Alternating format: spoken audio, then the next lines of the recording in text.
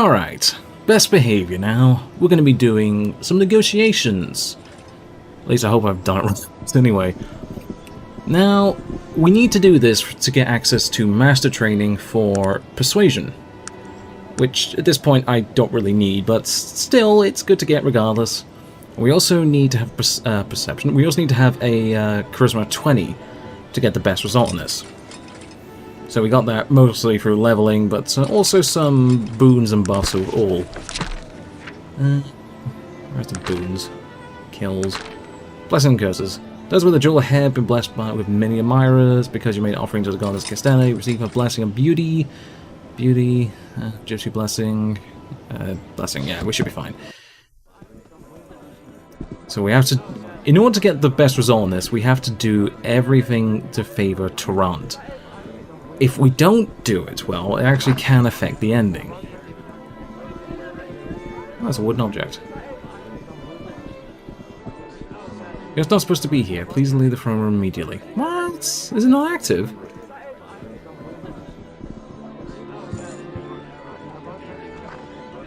No, that can't be right. Surely, it must be active. Unless I'm going crazy. I'm not going crazy, right? It is definitely active. Yeah, it's fine. Where is it? Wants you to convince eyes of Kaladin. Yes. Oh, did I not? I don't think I accepted it yet. Oh, no. Okay, right. Well, we'll do that after. Fuck. Okay, we'll have to do that after. Oh, no, we can do it now. We just need to get a boat. Right, I'm going to go back to Tarant and talk to Edward Willingby. I'll be right back. Nice to meet you again. A few questions. I was wondering if you reconsider me for negotiations. You know, I thought I'd recognized you. Word has floated down from Ashbury about your speech concerning the building of that monument. You were successful, yes? I thought so. You might be just the man I was looking for. I can't empathize enough the sensitivity of these negotiations. The individual we choose must be well versed in all the issues involved. I'm caught up to the task. What needs to be done? I see. Well, perhaps I will send you if you're acceptable to my terms.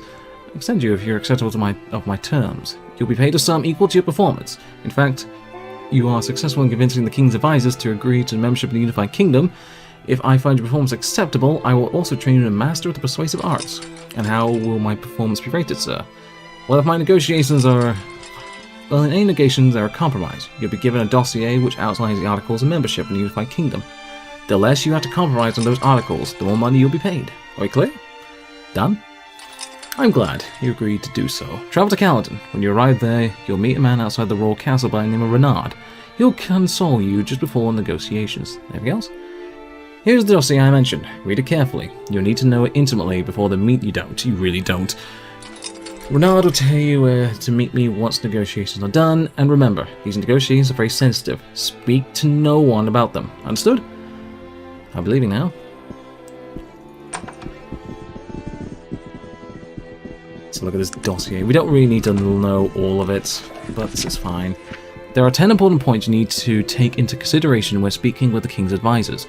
The first issue is that the construction of a railroad in Kaladin. Of course, the Industrial Council would like to control all aspects of the railroad, but we understand the position of the advisors to share ownership of both railroad and the train station. Offer this and see what they say. Under no circumstances are you to get the control over both. The second issue involves the use of magic within Kaladin. As you know, Tarant is very forward-thinking and a technological city. Wherever possible, we've controlled magic and where it is practiced. Although Kaladin is a modern city, there are members of the council who still hold on to an antiquated belief in the old ways. Though they don't want magic users to have special privileges, they do want people to continue to have freedom to practice magic. A moderate stance on this issue is recommended. One of the more delicate issues in negotiations will be the status of the Bates Steam Engine Company. The advisors understand that the importance of the technology and they're very excited about the possibility of the Bates Company opening a factory here.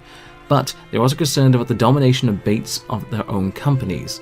So they're leery about giving Bates trade privileges. You should recommend that Bates be given limited trade concessions within Kaladin, but not unlimited freedoms. On the other hand, they don't want anything on the agreement that would deter the Bates Company from developing Kaladin, so be very careful about what terms of the agreement are. The state of the Kaladin military is a very important issue, for both to us and to them. We of course would like a full dismantling of their military, but it would take a skilled negotiator to convince them of that. According to intelligence, the advisors would prefer that their military is sent to the unified battalions, which in line with standard Unified Kingdom membership practices. The advisors will be happy about this because they spend less on defense, but don't fully leave themselves vulnerable. They do not want to keep a full standing army and navy. Be careful when speaking on these issues. The success of negotiations might hinge on it. The Unified Kingdom membership tax is usually a closed issue, but considering the strength and size of Kaladin, we may want to bend the rules for them. Tarant, of course, will enjoy seeing Kaladin pay an even heftier tax than anyone, but I think that moderation here will win the day. We've been told that Kaladin would enjoy a reprieve from tax for 5 years, and then a reduced rate afterwards, but this may be given too much. Use your best judgment. If you need an issue to tip the scales in your favor, then do so. It goes on, honestly. The issue of the dismantled use of Kaladin currency is pretty well worked out. Everyone will be happy if you propose that Kaladin use her currency for another 5 years, then switch to the unified gold standard. If you feel things are going well, then maybe push for a lesser time table, perhaps 2 or 3 years, or even an immediate switch if you feel that they're responding to you. Do not allow them to continue use after 5 years. Anything beyond would seriously blow the economic stability of the Unified Kingdom. It's imperative that we standardize new members as soon as possible. The shipment routes that Kaladin currently controls are of great importance to the Unified Kingdom. They are a great source of Kaladin's trading power, and they generate a lot of wealth through the use of tolls on foreign ships. The advisors are going to want to hold onto these tolls as long as possible, and we, of course, are going to want them removed as soon as possible. Offer them a 5-10 years to continue collecting them even from Unified Kingdom members, but do not allow them to stay in place beyond that. Compromises the morale between other UK members as well as costing them unnecessary fees. Labour unions are a sensitive issue. Oh my jaw. You probably know the problems we have in Toronto, and we've been very interested in avoiding the same issues in places like Kaladin. But there are those among the advisors who believe that unions represent a positive step for workers' rights. Well, yeah, so tread carefully. I think I would be happy if labour unions were legal, but had limited operating rights in the city walls. Only a truly skilled mediator will be able to convince them otherwise. The issue of number of votes Kaladin will have in Unified Parliament should be academic.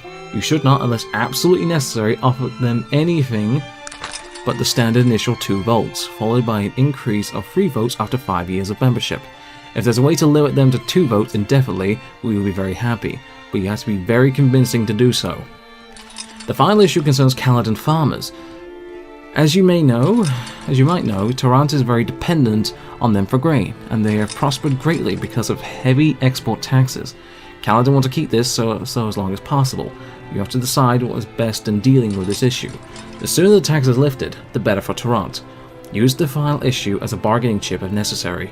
Good luck, and I'll see you in Kaladin. My jaw! Okay, right back to Kaladin. Ah, God, that hurt. Alright, time to do negotiations. We're ready, we know our points, I can already tell you what they are already. Yes, Renard, I'm here for negotiations. Great, sir, Renard. I've been expecting you. You're sent from Mr. Willingsby, yes? Yes, of course you are. Renard lowers his voice. You are not from Kaladin? No? I hate this place. Piss of vipers. He spits on the ground. I'm a politician, and I know that's something. I know sometimes the game is hard, but these Caledonians. Ah, I've never seen so much backbiting, bootlicking in all my days. Interesting. Do you have any advice? Yes. Hold on to your wallet. So much money passes from hand to hand here. I've received bribes from beggars here. Bless me, I have. He makes a sign across his breast, bowing his forehead. I pray to the gods I survive this wicked place. Ugh. Let's get to the point, Renard. My apologies, sir. I just never had a more terrible time. No matter. He straightens his coat. You'll proceed through these doors, straight ahead, through, and to the large doors at the end of the inner courtyard. The guards here are instructed to let you pass. They've already been in there. And then? Once through those doors, you will walk directly to the end of the long hallway, to another set of large doors. These are the doors to the council. You proceed to the podium and the advisors will begin asking you questions. What happens then? Once you finish the negotiations, you'll obtain a signed agreement from them. Leave the premises immediately. Mr. Willingsby will meet you right here with me once the negotiations are done. You'll be paid then. That's clear enough? Some personal advice? You will no doubt be approached by a few persons on your way to the advisor chambers. These individuals represent various interests here in Caledon, and will attempt to sway your position on any number of points detailed in the dossier you received. So, do not speak with them, take no money from them, and for the love of the gods, do not change your position on any of the points. The very economic future of Arcanum hinges on the acceptance of Caledon into the unified kingdom. Do you understand? Yes, good day to you. Yes. Good. I'll send word to the guards expecting you. Good luck in negotiations. To get the best result on this, like I said earlier, make sure that you basically favor Caledon. Hello. Greetings, good sir. Do you have a few minutes of your time? No. I had to meet to go to the chambers. Please, sir, just a few moments. I'm sure you'll be very happy to hear to say. I told you, no time for this. Didn't mean to bother, sir, but feel free to return any time before you enter the chambers.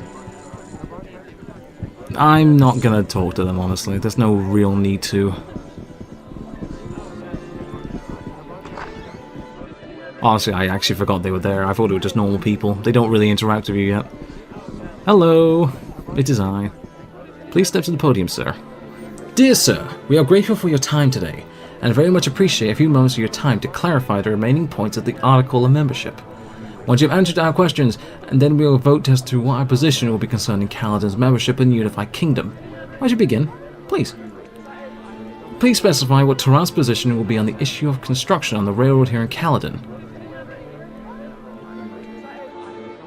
It will benefit us all. Caledon owns all aspects of the railroad. On the subject of magic and its uses within the city walls. Use of magic must be regulated as to whether it happens. Let's see this up one. All of the technological trade issues, more specifically the economic and social status of Mr. Bates.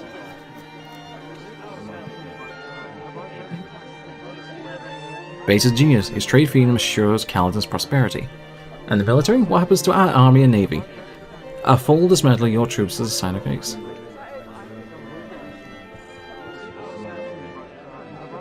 What are the so-called membership taxes placed on the new entrants to the Unified Kingdom? The heavier the tax, the more Caledon reaps the benefits. And what are the requirements that all Unified Kingdom members must discontinue their own currencies and change to the Unified Gold Standard? An immediate full change builds a sense of commonality. What is Caledon's shipping routes? Who will receive privileges and concessions? Free use of shipping routes, a stronger economy for all. What are labor unions? What laws might be enacted concerning them?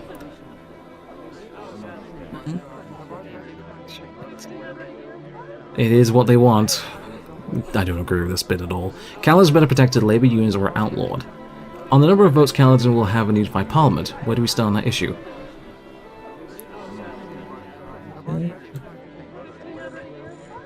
Caledon will always have one vote. Seniority must prevail in matters such as these, 2 votes only. It is well known that Toronto depend on Caledon for grain, and it makes a lot of money through taxes on exported produce. What concessions will be made for our farmers, who enjoy a demanding market? We must share everything for prosperity. That includes grain. Thank you for your candor in this matter, sir. Give us a moment to discuss what we've heard today, and to make a decision concerning what the recommendation will be. Of course. You're slight murmuring among the members of the council. More murmuring. Discussion seems to be coming to a close. There's nodding of heads. An agreement seems to have reached by them all. The chairman turns back to you. Yes? After some deliberation, we decided to accept the terms outlined here today, and to recommend membership to the Unified Kingdom based on them. We will have to make the king aware of our decision. We will be leaving immediately for Toronto. Thank you once again for your time. We will speak with His Majesty about this as soon as possible. Please take a signed copy of the agreement. He hands to you. Good day. Thank you and good day. I don't agree with all that. The best way to have these kind of kingdoms is to compromise on everything. But because we're such a smooth talker, I think we've got the best thing possible.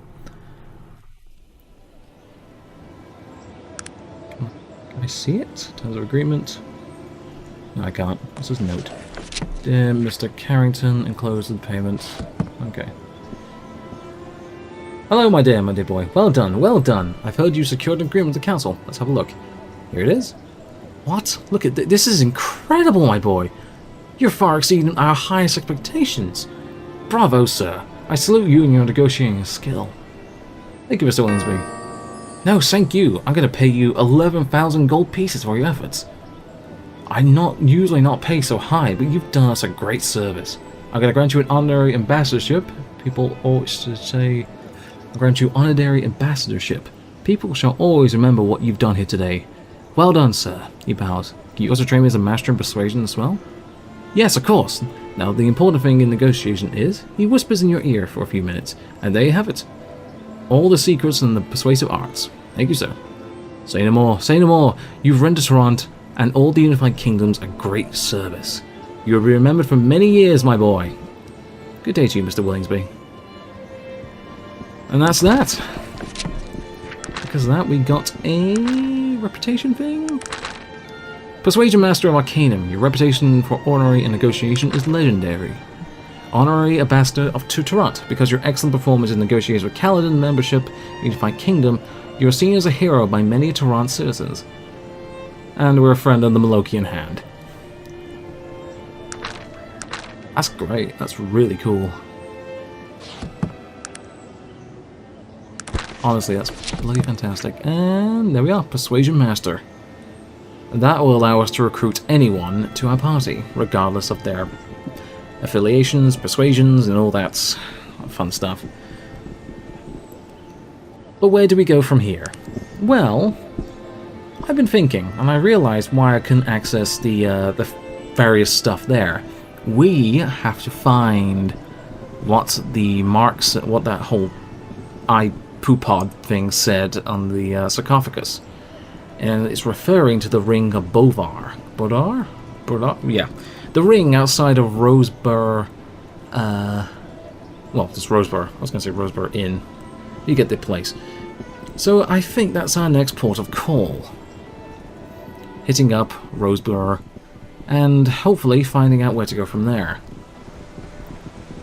But that was probably why we couldn't access it, because we technically didn't solve the mystery. I think on all my other playthroughs of this, I just went straight to Thanatos, which we'll probably deal with afterwards, but I think next time we'll go and look for that particular piece.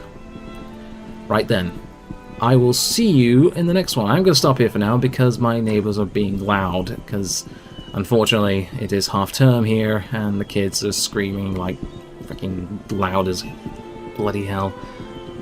Oh, my ears. Anyway, I will see you in Rosebur, and I'll see you in the next one. Bye-bye. Oh, fucking kids, man. Jesus Christ. Like, this is the end for you. Oh, these are not the same guys. That makes me sad. I miss them. I miss them getting killed by me endlessly. Wow, I sound like such a sadist.